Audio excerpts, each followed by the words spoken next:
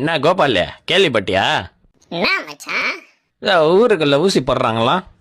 நமக்கு எதுக்கு மச்சான் அதெல்லாம்? வீட்டுல இருக்கிறவங்கள ரூல்ஸ் இருக்குது. நமக்கு எப்படியா? எங்க வேணா தின்னுவோம், எங்க வேணா தூங்குவோம். இதோ நேற்று பார்வதி அக்கா பிரியாணி போச்சு, நம்ம பிச்சை எடுத்துக்கல, அவள் தான் மச்சான்.